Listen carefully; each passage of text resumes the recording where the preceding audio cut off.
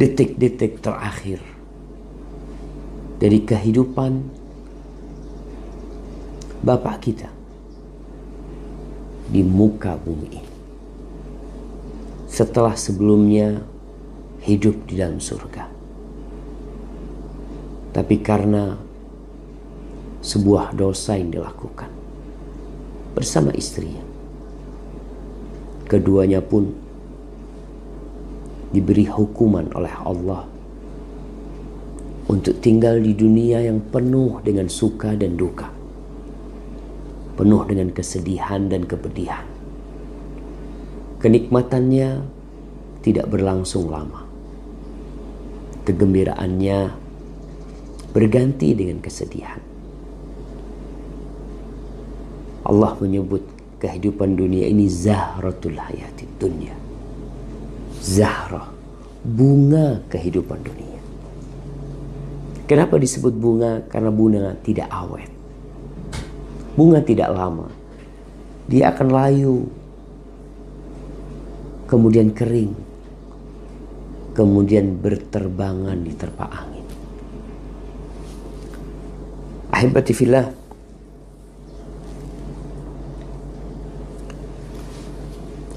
disebutkan hadis yang akan kita baca ini diriwayatkan oleh Abdullah bin Imam Ahmad dalam Zawaidul Muslim. Ibnu Katsir menyebutkannya dalam kitab Al-Bidayah wan Nihayah. Dan setelah menyebutkan hadis ini, Ibnu Katsir mengatakan isnadun sahihun ilaih, ay ila Ubay bin Ka'ab. Syaratnya sahih sampai kepada Ubay bin Ka'ab. Waqala Al-Haythami berkata dalam Majma' Az-Zawaid, rawahu Abdullah bin Ahmad wa rijaluhu rijalus sahih ghaira Utay bin Dhamrah wa huwa thiqah. Disebutkan bahwasanya hadis ini diriwayatkan oleh Abdullah bin Ahmad dan perawi-perawinya adalah perawi sahih. Sahih Bukhari, Sahih Muslim.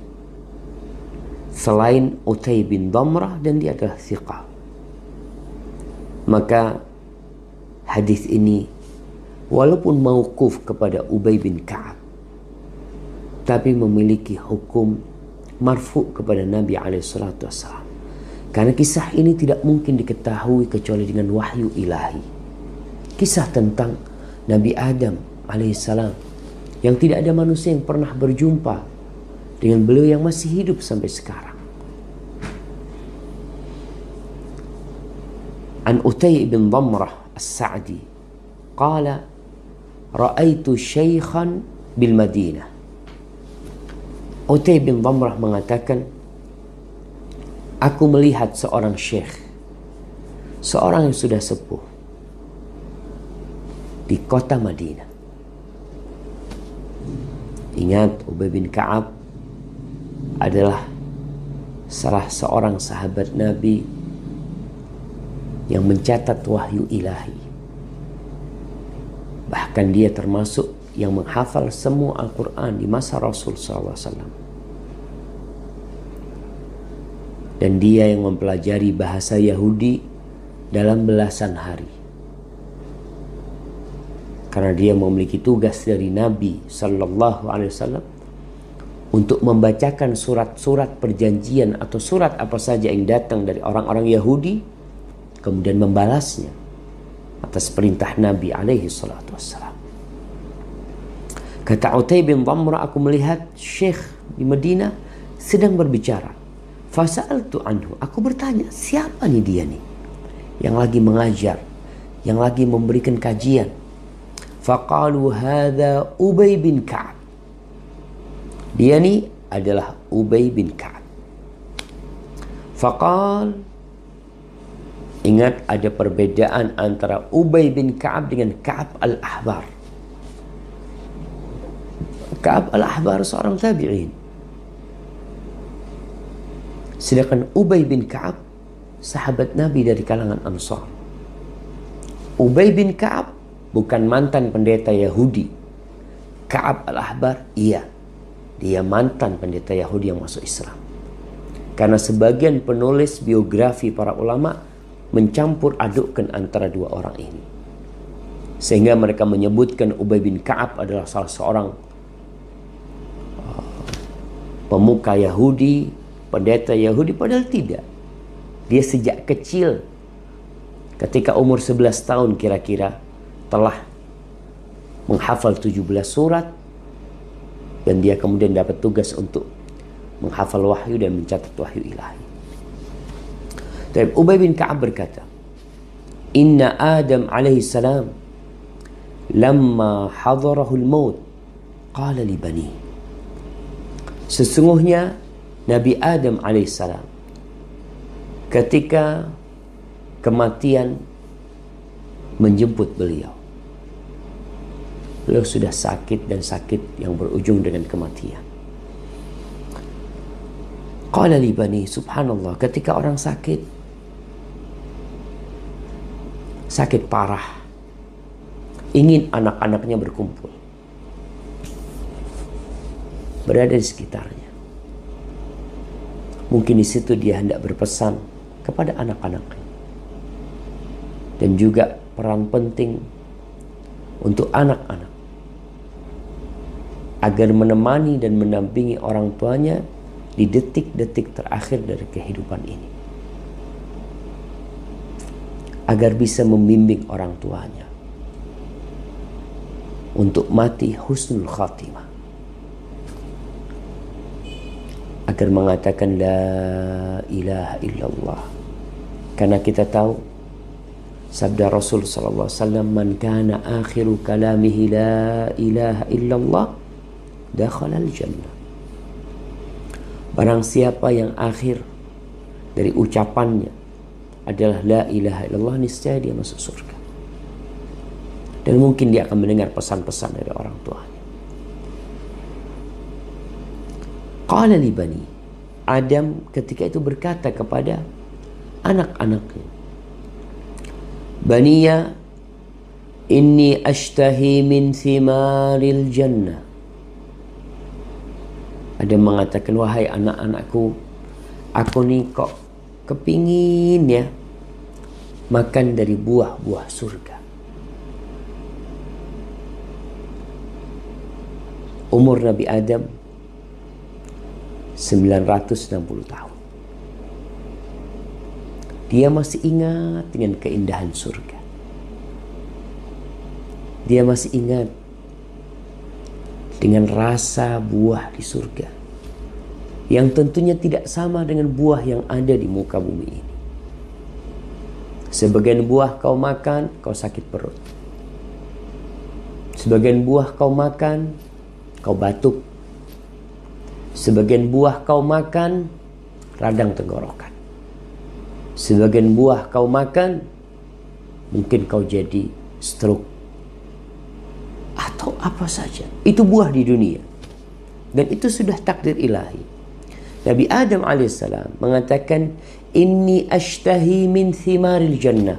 Aku kepingin ya makan buah-buah surga. Fadhahabu yatlubuna lahu. Anak-anaknya langsung pergi mencari buah surga. Dan ini sebuah pesan penting nih. Seorang anak bagaimana berbakti kepada orang tua. Walaupun apa yang diminta oleh orang tuanya adalah sesuatu yang mustahil. Di mana mereka bisa mendapatkan buah surga sedangkan mereka berada di muka bumi? Tapi tugas seorang anak, tatkala orang tua menginginkan sesuatu, lakukan. Kerjakan. Kau berdaya upaya untuk mencarinya. Walaupun kau tahu, tapi orang tua mau melihat kau berusaha. Terkadang seorang anak dari awal sudah menvonis, memutuskan, membuat luka dalam hati orang tuanya. Mengatakan, aduh kayak gitu mah gak mungkin. Jangan minta yang macam-macam lah bapak. Udahlah, kau mau minta apa yang ada di sini. Kadangkala seorang anak seperti itu kepada orang tuanya. Kalau kau tahu kau tidak mampu menghadirkan, mempersembahkan apa yang diminta oleh orang tua, paling tidak orang tua melihat engkau berusaha. Dan jangan berkata di awal dari permintaan mereka, kau katakan nggak bisa. Kau katakan insya Allah, untukmu aku akan berdaya upaya. Dan itu seharusnya seorang anak berbakti kepada orang tua. Karena kita mengetahui perintah Allah kepada manusia agar berbakti kepada kedua orang tuanya. Wasainal insana biwalidayhi ihsana. Kami wasiatkan kepada manusia agar berbuat baik kepada orang tuanya. Pergi anaknya. Fastaqbalathumul malaika wa ma'ahum akfanuhu wa hanutuhu wa ma'ahumul fu'us wal masahi wal makathir.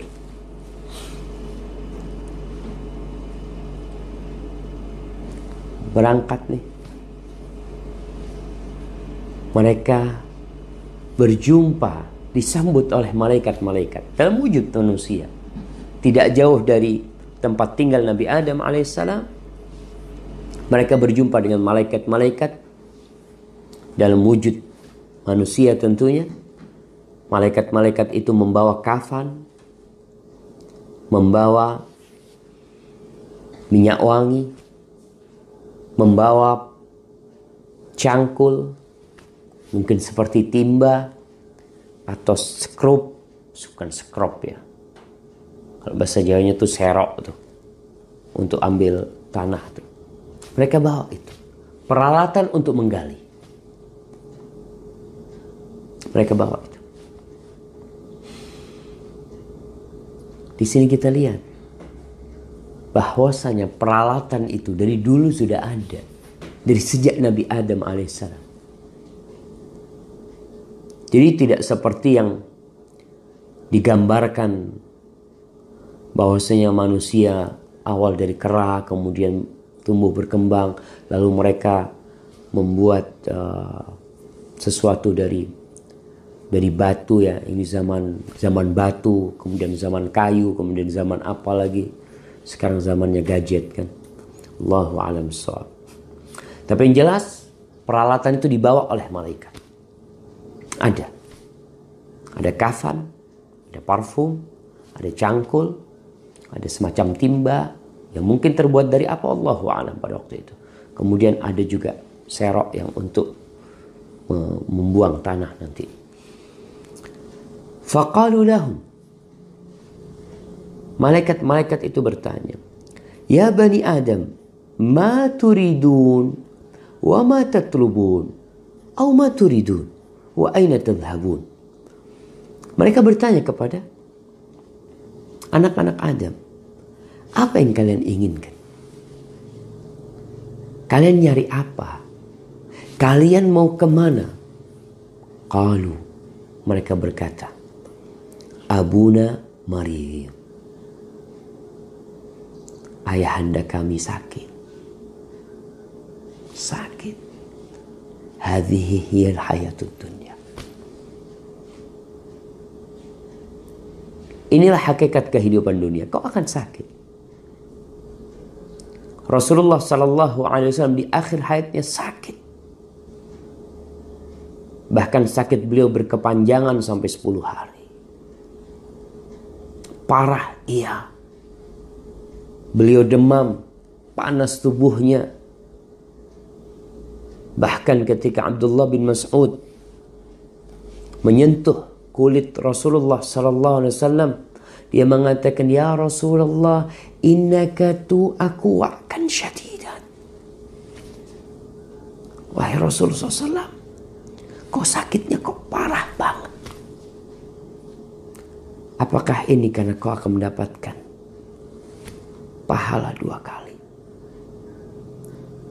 Kata Rasulullah SAW, inni u'aqwa'kan rajulaini minkum. Aku tuh sakit double seperti 2 orang dari kalian. Karena memang Allah akan memberikan pahala double buat Nabi SAW. Nabi Adam sakit. Nabi kita Muhammad SAW sakit. Mereka orang-orang yang mulia.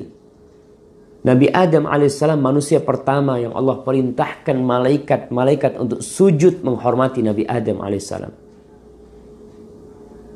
Pesan penting dari kisah ini, dari potongan atau penggalan kisah ini, bahwasanya orang sakit itu bukan berarti Allah nggak suka sama dia. Ketika kau sakit, bukan berarti Allah benci kepadamu. Lalu Allah bikin kau sakit. Sebagian orang tatkala tahu dirinya mengidap penyakit yang menakutkan, kanker, baru tahu dia langsung drops hidupnya. Gelap gulita dunia ini. Bahkan mungkin dia tidak bisa lagi melihat tangannya. Ketahuilah, penyakit itu bisa jadi cinta Allah kepadamu. Bahkan itu cinta. Rasulullah sallallahu alaihi wasallam mengatakan, "Idza ahabballahu qauman ibtalahum." Kalau Allah menguji, kalau Allah cinta kepada suatu kaum, Allah akan kasih bala buat mereka. Bahkan pernah Rasulullah sallallahu alaihi wasallam mengunjungi seorang sahabat wanita, Ummu Sa'ib namanya. Dia sedang demam. Kemudian dia mencela dan mengutuk demam itu. Kata Rasulullah SAW, "La tasubbil humma." Kau jangan cela tuh penyakitmu tuh. Dia itu menghapuskan dosa-dosa, mengangkat derajat hamba. Anak-anak Nabi Adam mengatakan, "Abuna marid." Ayahanda kami marid, sakit. Fashtaha min thimaril jannah. Dan dia ingin buah dari buah-buah surga. Mereka berjumpa dengan malaikat yang mungkin malaikat bisa mendatangkannya. Tapi tidak mungkin. Rasul sallallahu alaihi wasallam pernah sholat gerhana, beliau hendak memetik anggur dari surga. Kata Rasul sallallahu alaihi wasallam, kalau aku bisa petik tadi itu, maka kalian akan memakannya sepanjang masa.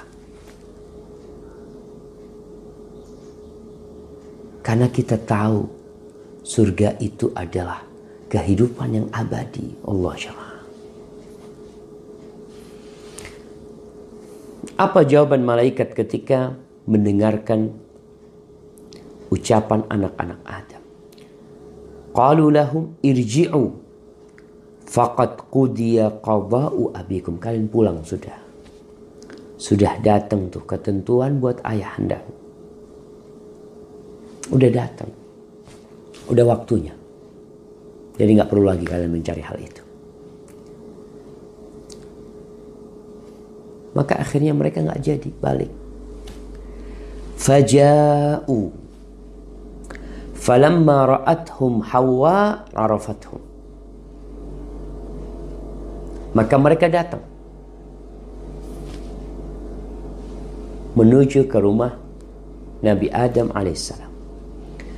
Tatkala Hawa melihat mereka, maka Hawa langsung tahu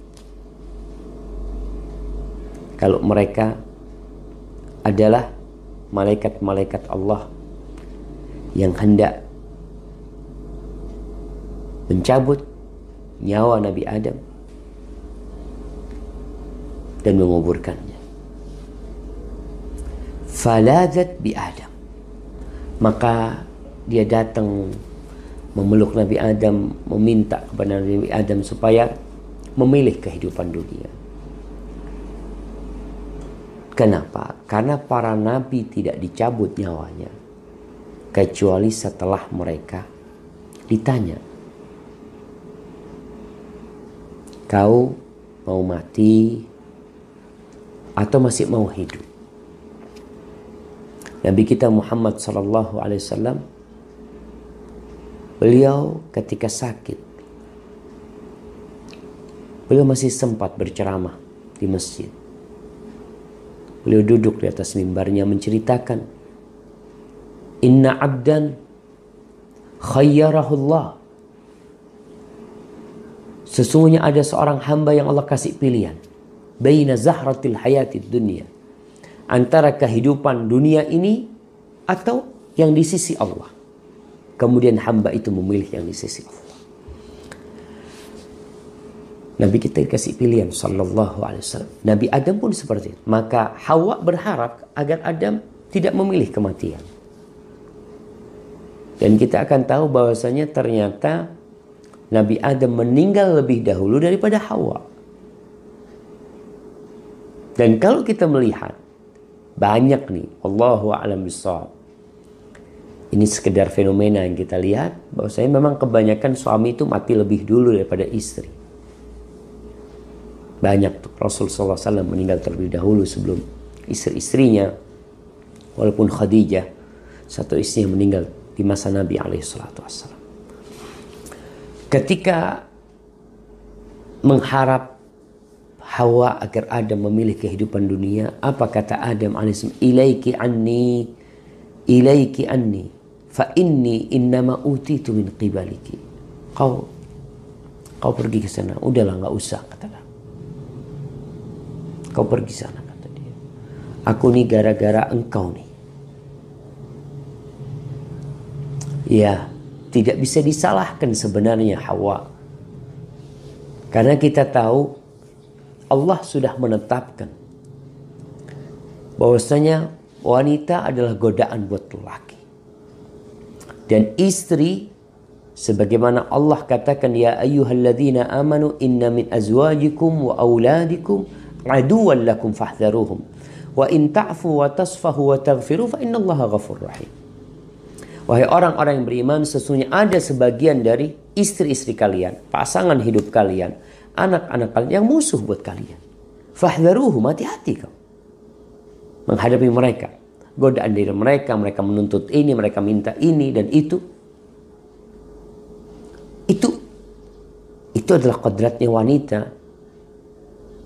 yang memang diciptakan untuk menghiasi kehidupan ini dan mendampingi seorang laki. Tapi tetap ada sisi negatif yang kita harus hati-hati dengan mereka.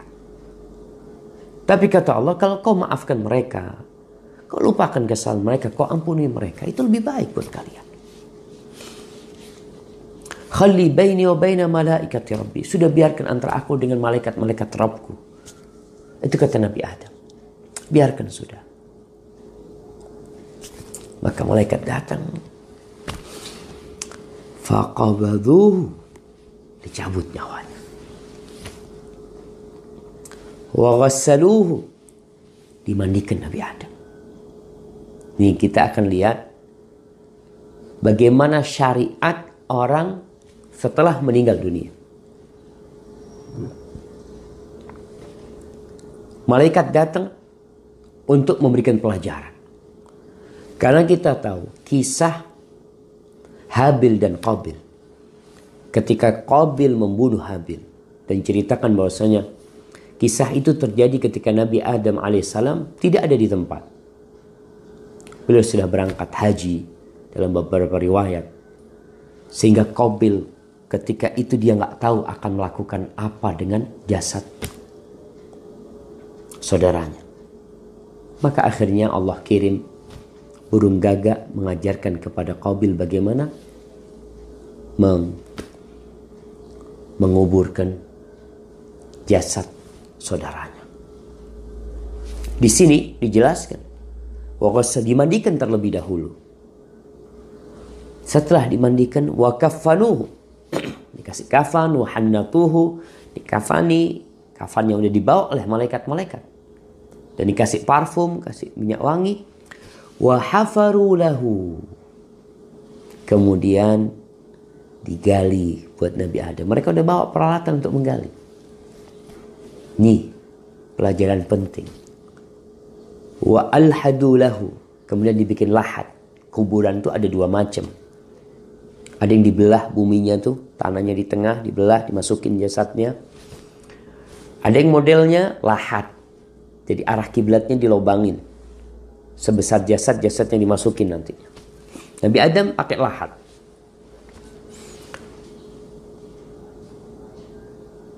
Ini mereka bikin lahat, mereka gali kuburan, mereka bikin lahat. Setelah itu mereka mensolatnya, belum dikuburkan nih. Dimandikan, dikafani, parfumi, lalu mereka bikin kuburan, gali kuburan. Malaikat-malaikat mengajarkan kepada anak-anak Adam. Thumma dakhalu qabrahu. Lalu mereka masuk ke dalam kuburan itu, fawada'uhu fi qabri. Maka Nabi Adam diangkat dan disunahkan untuk jenazah itu untuk memasukkannya dari arah kaki kuburan. Kakinya. Jadi kepalanya terlebih dahulu. Itu sunnahnya tuh. Walaupun kalau mau susah Ustaz karena gak nyaman. Ini gak apa-apa, yang penting bagaimana berusaha untuk memberikan kenyamanan kepada jenazah itu. Tapi sunnahnya dari arah kaki. Dibawa, kemudian fawada'uhu fi qabri. Dimasukkan ke dalam kuburannya. Karena modelnya lahat, maka dimasukkan. Seperti ada selorokan deh. Lahat itu, nih kalau kuburannya kayak gini nih, nah itu di sini lubang. Jasad itu dimasukkan, kemudian ditutup. Faham nggak tuh? Kalau nggak paham nanti ke kuburan. Berangkat, lihat tuh. Di Madinah tuh yang dipakai sistem lahat. Dua-duanya boleh. Setelah dimasukkan, waba'u alaihi labin. Ditutup, selorokan itu ditutup pakai batu bata yang nggak dibakar. Batu bata yang tidak dibakar. Agar apa? Agar ketika orang-orang menutupinya dengan tanah, maka jasadnya tidak terkena tanah langsung. Walaupun kelak dia akan dimakan oleh tanah. Tapi jasad para nabi tidak dimakan oleh tanah. Tsumma kharaju minal qabr. Kemudian setelah ditutup, mereka keluar dari kuburan. Tsumma hathau alaihi turab. Kemudian mereka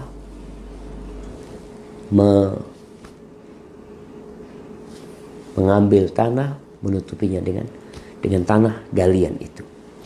Tsumma qalu. Kemudian mereka berkata, ya bani Adam, hadhihi sunnatukum. Wahai anak cucu Adam, kayak gini nih sunnah kalian. Jadi jamaah, banyak manusia yang tersesat dalam kehidupan ini. Ketika tidak mengikuti petunjuk yang Allah turunkan. Allah mengatakan, fa imma ya'tiyannakum minni huda faman tabi'a hudaya fala khaufun 'alaihim wa lahum yahzanun. Orang-orang yang hidup di muka bumi ini itu perlu petunjuk dari langit. Allah akan turunkan petunjuknya. Allah kirim utusan-utusannya, Allah kirim malaikatnya. Yang mengikuti dapat petunjuk. Dan tidak akan ada kesedihan. Dan tidak akan ada rasa takut buat mereka. Mereka memang ini sunnah Nabi kalian. Kalau kita melihat masyarakat dunia, ternyata mereka memiliki realita yang berbeda-beda dalam menguburkan jenazah. Ada yang dibakar. Jadi jenazah itu dibakar. Subhanallah. Rasul SAW mengatakan, kasru azmil mayyit ka kasrihi hayyan. Kau memotong tulangnya mayit itu seperti memotongnya dalam kondisi dia hidup. Ini dibakar, mati dibakar. Kemudian debunya ditebarkan di lautan mungkin, atau disimpan debunya. Ada yang bikin piramid untuk melihat, seperti di Mesir. Bagaimana mereka membuat piramid yang besar, kuburan. Jadi kuburan mereka ruwet sekali. Artinya dalam kondisi hidup Mereka susah, mati pun nyusahkan orang banyak. Kalau kita bicara dibakar, butuh biaya sangat besar sekali. Bahkan kalau kita lihat sebagian orang itu dikuburkan dulu karena nggak punya duit. Setelah itu digali kuburannya untuk dibakar. Karena sudah punya duit.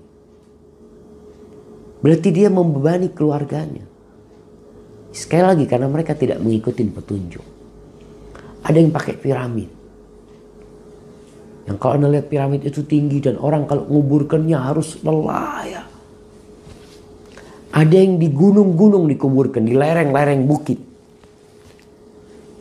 Jadi bukan gali tanah, seperti gua-gua mereka menguburkan. Mungkin kalau di sini di Toraja mungkin mereka melakukan itu.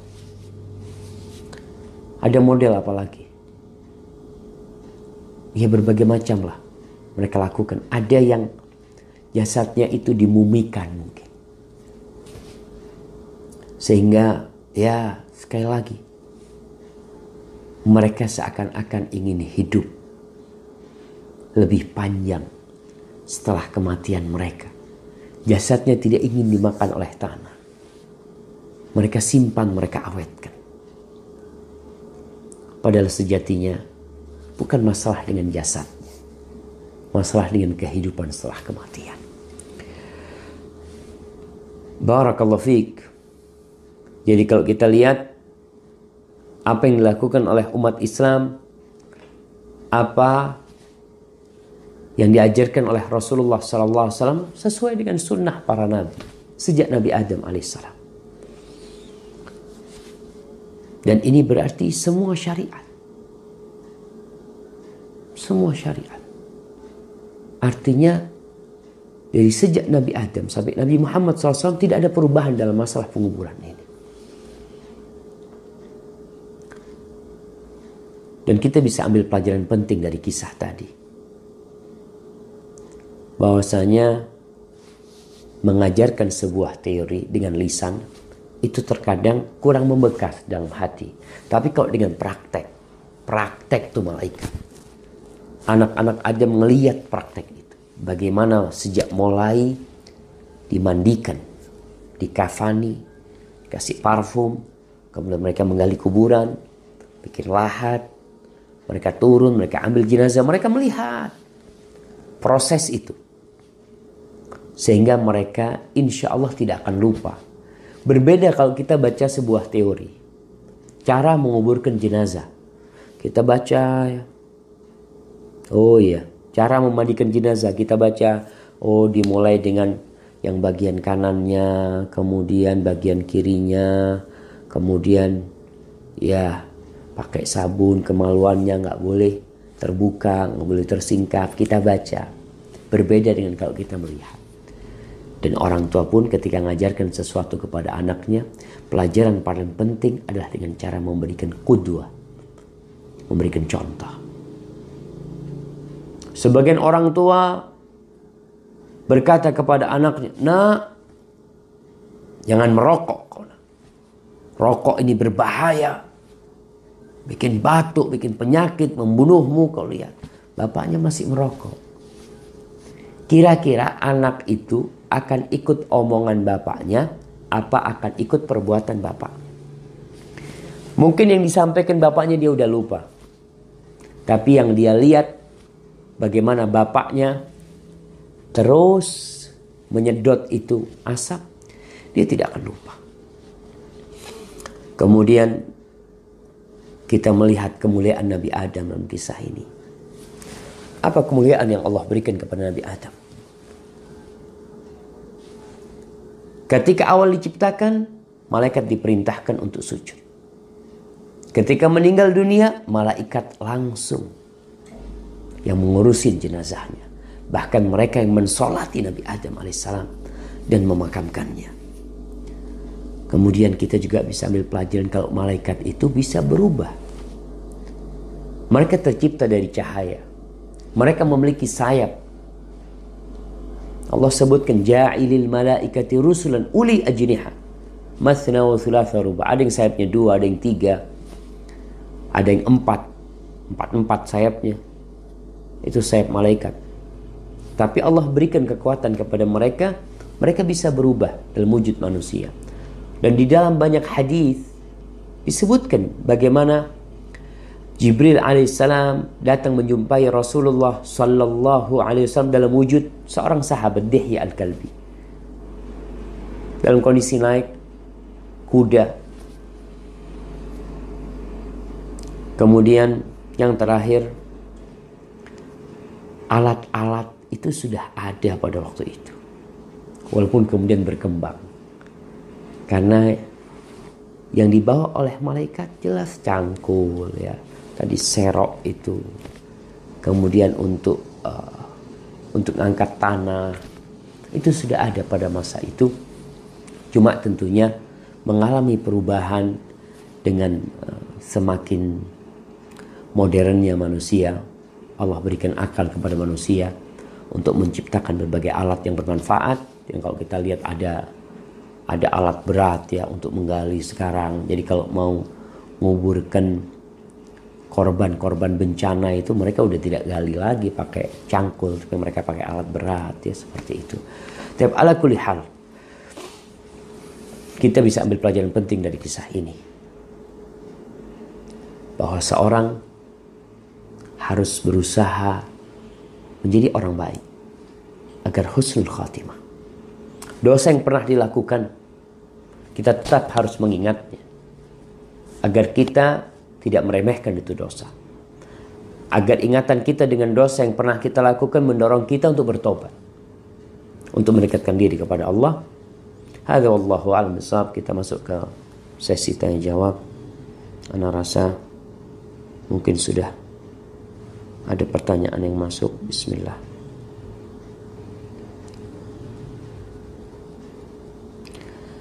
Pak Ustadz, saya mau tanya, gimana menghilangkan pikiran susah? Gimana menghilangkan pikiran susah? Taib. Allah mengatakan, وَلَنَبْلُوَنَّكُمْ بِشَيْءٍ مِنَ الْخَوْفِ وَالْجُوعِ وَنَقْصٍ مِنَ الْأَمْوَالِ وَالثَّمَرَاتِ وَنَقْصٍ من الثمرات والأنفس. Tunggu jamaah. وَلَنَبْلُوَنَّكُمْ بِشَيْءٍ مِنَ الْخَوْفِ وَالْجُوعِ وَنَقْصٍ مِنَ الْأَمْوَالِ وَالثَّمَرَاتِ وَالْأَنفُسِ وَبَشِّرِ الصَّابِرِينَ. Nah, Allah mengatakan kami benar-benar akan menguji kalian dengan rasa takut, rasa khawatir. Rasa khawatir itu ujian. Takut kehilangan ini, takut kehilangan itu. Rasa lapar, kekurangan harta, kekurangan buah-buahan, kekurangan jiwa, meninggalnya orang-orang yang kita cintai. Wabasyiris sabirin, berikan kabar gembira kepada orang-orang yang bersabar. Jadi kalau kita bicara tentang bagaimana menghilangkan pikiran susah, ya kau harus bersabar. Menerima itu sebagai ketentuan ilahi, apa yang menimpamu. Dan engkau husnudzon kepada Allah. Husnudzon, berbaik sangka kepada Allah. Karena Allah mengatakan dalam sebuah hadis qudsi, Ana inda dhanni abdi bi. Ana inda dhanni abdi bi. Aku itu sesuai atau tergantung dengan prasangka hambaku kepadaku. Apa yang disangkakan hamba? Kalau hamba ini buruk sangka kepada Allah, oh kayaknya aku mau dapat musibah, maka kena musibah tuh kau. Tapi ketika orang berprasangka baik kepada Allah, insya Allah hidupku akan tenang, insya Allah akan ada solusi, insya Allah akan ada jalan keluar, insya Allah kau akan hidup tenang. Dan terus kau itu optimis dalam kehidupan ini. Jangan melihat kepada yang lebih kaya. Kalau kau melihat kepada yang lebih kaya, kau akan selalu susah. Tapi kalau kau melihat kepada yang lebih rendah dari engkau, maka kau akan, ya Allah, ternyata Allah tuh Banyak nikmat yang Allah berikan kepadaku. Tapi sekali lagi, bahwasanya kehidupan ini adalah ujian. Dan Allah mengatakan, tadi yang Anda sampaikan di surat Al-Baqarah 156, Allah benar-benar walanabluwannakum bisyai'in minal khawfi wal ju' wa naqsin minal amwali wal anfusi wath thamarat wa basyiris sabirin. Berikan kabar gembira kepada orang-orang yang bersabar. Siapa mereka? Alladzina idza asabathum musibah qalu inna lillahi wa inna ilaihi raji'un. Yang ketika dapat musibah dia mengatakan, ya Allah, kami ini milik Allah. Kita ini milik Engkau ya Allah, dan kita akan kembali kepada-Mu. Maka perlu seorang muslim husnudzon kepada Allah, optimis dalam kehidupan ini. Pasti ada jalan keluar, pasti ada jalan keluar. Tinggal kau menunggu, berdoa dan bersabar. Ustaz, apakah sakaratul maut orang mukmin dan kafir berbeda? Tolong dijelaskan. Terus kenapa Rasulullah SAW merasakan sakitnya sakaratul maut padahal beliaulah sebaik-baiknya makhluk? Jamaah, kalau kita bicara tentang sakaratul maut, Rasul SAW mengatakan inna lil mauti sakarat. Nah, kematian itu ada sekaratnya. Berat orang itu ketika meninggal dunia. Terus apa perbedaan antara orang mukmin dan kafir? Tentunya dalam kehidupan dunia ini, Allah berbagi kenikmatan dunia ini kepada semua orang. Yang mukmin Allah kasih kekayaan seperti Nabi Sulaiman. Yang kafir Allah kasih kekayaan dan kekuasaan seperti Fir'aun, Namrud. Itu untuk kenikmatan dunia. Jadi kalau berbicara kenikmatan dunia, maka mukmin dan kafir sama aja. Kalau kita bicara kenikmatan dunia. Dalam sebuah hadis Rasul SAW mengatakan, Inna Allah yu'ti dunya man yuhib wa man la yuhib. Allah berbagi dunia kepada orang yang Allah cintai dan kepada orang yang Allah benci. Allah kasih semuanya. Wa la yu'til iman illa man yuhib. Tapi Allah tidak berbagi keimanan kecuali kepada orang yang Allah cintai. Bagaimana Rasul SAW sakit beliau. Sampai 10 hari beliau sakit. Tadi kita sudah sebutkan bahwasanya sakitnya seorang nabi bukan berarti Allah tidak cinta kepada dia. Bisa jadi itu bentuk cinta untuk memberikan derajat yang tinggi. Dan bagaimana Nabi menunjukkan kesabaran pelajaran bagi umatnya. Bahwa mereka harus bersabar. Kalau Nabi ajak sakit, apalagi yang lainnya. Sehingga kalau kita bicara sakit ketika dicabut nyawanya, tentunya ada perbedaan yang disebutkan dalam sebuah hadis. Bahwa seorang mukmin itu dicabut seperti nyawanya, seperti rambut dari adonan yang dicabut. Ringan sebenarnya. Tapi kalau orang kafir seperti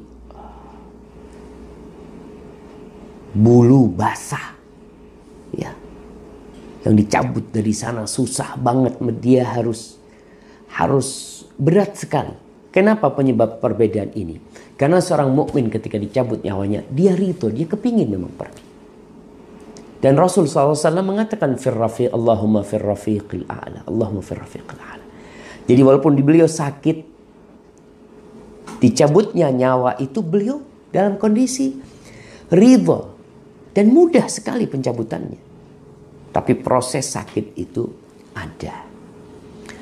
Adapun orang kafir ketika mau dicabut nyawanya, ruhnya itu lari ke semua jasadnya, dia nggak mau keluar. Sehingga secara paksa dia itu harus keluar dari jasadnya. Anda akan bacakan firman Allah. Bagaimana Allah menyebutkan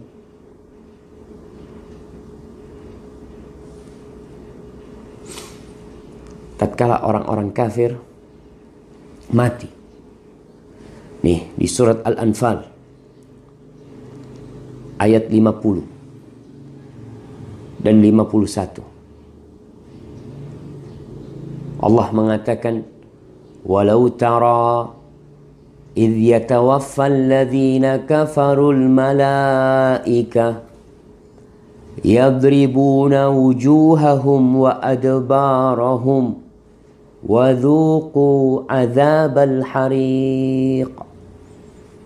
Apa kata Allah? Allah mengatakan kepada Nabi Muhammad SAW, andai kata engkau melihat, wahai Muhammad alaihi salatu wassalam, kondisi orang-orang kafir tatkala malaikat mencabut nyawa mereka, maka engkau akan menyaksikan pemandangan yang sangat menyeramkan. Tatkala mereka memukul wajah mereka, tatkala mereka memukul punggung mereka, maaf, pantat mereka, mereka mengatakan dzuku adzabal hariq. Kalian rasakan azab yang pedih. Artinya tatkala mereka hendak dicabut nyawanya dan mendapatkan berita buruk, mereka akan mendapatkan azab yang pedih, maka tentunya mereka tidak ingin keluar. Dan hal ini Allah jelaskan lebih jelas lagi di surah Al-An'am ayat 93. Allah mengatakan walau tara idz zalimuna fi ghamaratil maut. Kalau kau melihat, nih, Allah mengatakan lagi kepada Nabi-Nya alaihi salatu wassalam.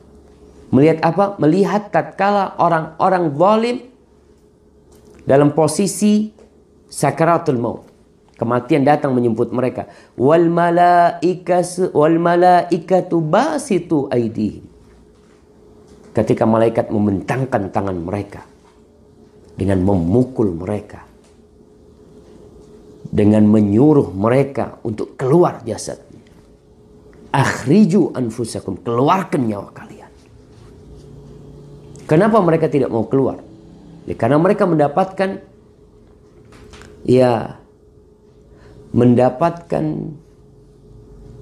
berita buruk, ancaman dzuku adzabal hariq. Di dalam hadis Al-Bara' bin Azib dikatakan kepada orang kafir, akhriji ayyatuhan nafsul khabithah, keluarlah engkau wahai jiwa yang buruk, ila samumin wa hamid, kepada hawa yang panas dan kepada air yang panas, wa dhillin miyahmum, dan naungan yang panas. Maka tatkala itu ruh itu seperti akar yang lari ke seluruh tubuhnya, maka dikeluarkan dari tubuh itu kama yuhrafus safud minas sufil mablul, sebagaimana dikeluarkan dari kulit yang basah, ditarik itu bagaimana dia, jamaah. Maka keluar dalam kondisi urat-uratnya itu ikut, jamaah. Ketika bulu di kulit yang basah itu ditarik, itu keluar sama urat-uratnya. Tidak mudah sekali. Berbeda dengan seorang mukmin yang dikatakan ya ayyatuhan nafsul mutmainnah. Katakan wahai jiwa yang mutmainnah, wahai jiwa yang damai. Bagaimana keluarnya? Maka mereka keluar dengan semua kenikmatan. Mereka akan masuk kepada rahmat Allah. Jadi perbedaannya sangat jelas sekali. Tapi sakit, kalau dalam urusan dunia itu, orang sakit sebelum kematian itu biasa. Bahkan Rasulullah SAW sakit dan Nabi Adam sakit. Tapi ketika nyawa dicabut berbeda tentunya. Seperti tadi bulu basah yang dicabut itu akan keluar dengan urat-uratnya kalau orang kafir. Tapi kalau orang yang beriman, maka dia seperti rambut yang diambil dari adonan. Barakallahu fikum. Kiranya seperti itu. Wallahu a'lam bishawab. Ustaz, bagaimana caranya menghilangkan penyakit hati? Subhanallah jamaah. Tubuh bisa sakit. Dan kita kalau sakit, tubuh kita mencari tahu penyebabnya apa. Karena kalau kita tahu penyebabnya, insya Allah penyakit itu tidak akan kembali lagi. Kita datang ke dokter kasih obat. Orang demam panas kasih obat sama dokter. Obat demam. 3 hari kemudian kata dokter, kalau kau nggak sembuh kau balik. Dia balik nggak sembuh. Dokter akan cari lagi, kenapa nih? Suruh periksa darah. Nanti ketahuan, oh ternyata malaria atau ternyata penyakit ini itu. Memang kita perlu tahu dengan detail apa penyakit hati itu. Penyebabnya apa? Bagaimana menghilangkannya? Ya, kalau kita udah tahu sebabnya, umpamanya sebab penyakit demam itu adalah luka di dalam kaki. Kakinya diobati. Panasnya hilang insya Allah. Insya Allah hilang. Kalau bicara penyakit hati ini, maka kita perlu berdoa yang pertama memohon kepada Allah. Qalban saliman, hati yang selamat dari penyakit. Kemudian salah satu cara menghilangkan penyakit hati adalah banyak istighfar ya. Tidak suka suudzon sama orang. Nggak hasad, nggak iri.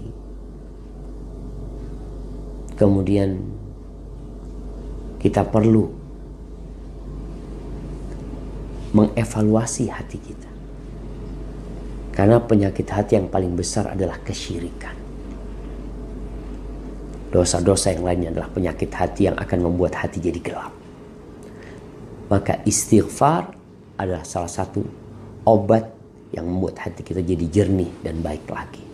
Hadza wallahu a'lam bishawab.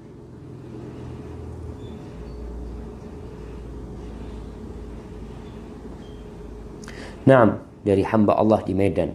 Ustadz, apa hukumnya bila seorang istri keluar dari rumah suaminya? Karena sang suami selalu menanyakan masa lalu istri dan mencurigai kehidupan istri sebelum menikah dengannya. Istri sudah jujur, tapi suami tetap tidak percaya. Subhanallah jemaah. Ini perlu difahami bagi mereka yang sudah menikah. Bahwasanya mereka menikah menerima kekurangan masing-masing. Dan kita tidak boleh melihat kepada kekurangan, melihat kepada kelebihan. Kalau kau ingin tahu kehidupan istrimu sebelum menikah, kau cari tahu sebelum menikah. Tapi kalau kau sudah menerima dia sebagai istri, maka di situ dimulai start baru, garis baru, thread, lembaran baru. Yang lalu udah nggak ada lagi. Kalau kau mau cari tahu tentang istrimu, maka sebelum menikah. Jangan setelah menikah kau mengkorek-korek. Dan seorang istri tidak perlu bercerita kepada suaminya tentang dosa-dosa dia. Tidak ada dalam Islam pengakuan dosa kepada suami. Datang, aku dulu kayak gini, aku dulu kayak gini. Kemudian dikasih surat keterangan diampuni dosanya. Nggak ada kayak gitu. Dan biasanya nih, suami-suami yang seperti ini, dia suami-suami pelaku dosa. Sehingga dia berpikiran buruk kepada istrinya. Sebagaimana dia, orang yang buruk, kayaknya istriku kayak gini juga nih mungkin. Kan katanya orang-orang buruk buat orang-orang buruk. Karena aku buruk dulu, kayaknya istriku juga buruk. Gak perlu jamaah. Kalau seorang suami ditanya, engkau perjaka enggak? Itu juga tidak perlu dijawab oleh seorang suami. Masa lalu udah selesai. Kau menerima dia sebagai istrimu dan seorang istri menerima dia sebagai suami, kau jalan. Masa lalu tidak boleh dibongkar. Apalagi cerita tentang dosa. Kita disuruh bertobat menutupi, malah ada orang yang mengkorek-korek dosa. Terus sikap istri salah juga ketika dia keluar dari rumah suami. Ketika dia tidak tahan, maka dia perlu ada orang yang menjadi mediator mungkin di antara mereka untuk menjelaskan kepada suami. Karena tentunya sikap keluar istri tidak menyelesaikan masalah, mungkin bahkan akan menambah permasalahan. Keluar wanita dari rumah suaminya. Maka dia kalau memang ingin mediator, dia sekarang bisa pakai telepon atau dia izin kepada suaminya, "Bang, aku mau ke tempatnya fulan bang ya. Gimana nanti berangkat sama saya bang, kayaknya kita perlu konsultasi bang supaya rumah tangga kita bisa jadi lebih baik ya." Maka ingat jemaah, tutup masa lalu. Tutup masa lalu. Pernah fulan kenalan sama fulan, fulan pernah kenal, pernah jatuh cinta sama fulana umpamanya. Kalau itu cerita, itu akan membuat rumah tangga jadi kacau. Ketika tuh perempuan yang pernah disukai sama suaminya kelihatan sama istrimu, dia oh ini nih. Dia akan benci kepada perempuan itu. Perempuan itu nggak salah apa-apa. Maka masa lalu ditutup.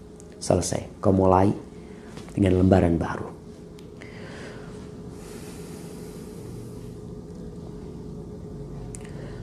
Assalamualaikum. Apakah jasad seorang penghafal Al-Quran tidak dimakan tanah? Wallahu a'lam bishawab. Yang ada nas yang Anda ketahui bahwasanya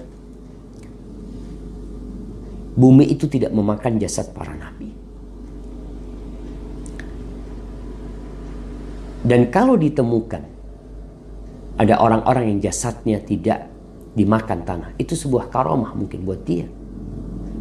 Jasadnya tidak dimakan dengan tanah, mungkin dia karena hafal Al-Quran Karim ya, atau apa, atau amalan dia yang lainnya, Allahu a'lam. Tapi yang jelas kalau jasad para nabi tidak dimakan dengan tanah. Barakallahu fikum. Maaf Ustaz, amalan apa yang kita amalkan agar jasad kita tidak dimakan oleh tanah? Ya, ini pertanyaan menarik ini. Kau tidak perlu mencari amalan yang jasadmu tidak dimakan sama tanah. Yang perlu kau cari adalah amalan apa yang membuatmu mendapatkan nikmat di alam kubur dan tidak diazab di alam kubur. Bukan berarti orang yang jasadnya dimakan sama tanah, habis jasadnya itu dia diazab. Enggak. Tidak. Bisa jadi dia orang yang mendapatkan nikmat yang besar. Karena memang sejatinya kita ini dari tanah. Kita ini dari tanah dan balik ke tanah lagi. Dan nanti manusia akan dibangkitkan kembali dari tanah. Barakallahu fikum. Wallahu a'lam bishawab, itu yang Anda ketahui ya.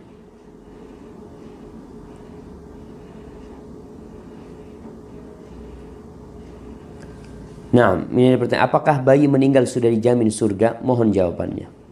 Tapi berkaitan dengan anak yang meninggal sebelum baligh. Jadi mereka akan memberikan syafaat kepada orang tuanya. Bagaimana kondisi mereka? Apakah mereka masuk surga langsung, dijamin masuk surga karena tidak punya dosa? Ada beberapa pernyataan para ulama berdasarkan hadis-hadis Nabi. Yang pertama, iya, mereka akan masuk surga langsung. Yang kedua, mereka akan ditanya nanti. Mereka akan ditanya apabila mereka berikrar bahwa Allah Rabb mereka, mereka masuk surga. Dan anak-anak akan memberikan syafaat kepada orang tuanya. Barakallahu fikum. Nah, Ustaz, apa bedanya antara abadan dan baqa? Kemudian apakah syariat haji sudah ada sejak zaman Nabi Adam? Barakallahu fikum. Ya, kalau kita bicara abadan, Allah sebutkan di dalam Al-Quranul Karim tentang orang-orang yang masuk surga, orang-orang yang masuk neraka dengan lafaz abadan. Tapi kalau bicara baqa, itu yang Anda tahu dalam Al-Quranul Karim Allah sebutkan wa yabqa wajhu rabbika. Wajah Tuhanmu yang baqa. Seperti itu. Wallahu a'lam bishawab. Adapun masalah haji, ya memang kalau kita lihat rumah Allah, Ka'bah itu sudah ada sejak Nabi Adam alaihissalam. Kalau dikatakan disyariatkan dengan haji mulai zaman itu, wallahu a'lam bishawab. Kalau berdasarkan beberapa riwayat yang menyebutkan Nabi Adam berangkat haji ke sana, ya, berarti sudah ada pada waktu itu berkunjung ke rumah Allah. Dan umur Nabi Adam panjang. Allah mengatakan inna awwala baitin wudi'a lin-nasi alladzi bi Bakkah. Awal rumah tempat ibadah yang diletakkan untuk manusia adalah yang berada di Mekah sana. Hadza wallahu a'lam bishawab. Mungkin itu yang bisa kita kaji pada kesempatan kali ini. Semoga bermanfaat. Apabila benar yang Anda sampaikan itu dari Allah Jalla Jalaluh, kalau ada yang salah dan kurang berkenan itu dari diri Anda pribadi. Allah dan Rasul yang terbebaskan dari kesalahan itu. Sampai berjumpa kembali. Assalamualaikum warahmatullahi wabarakatuh.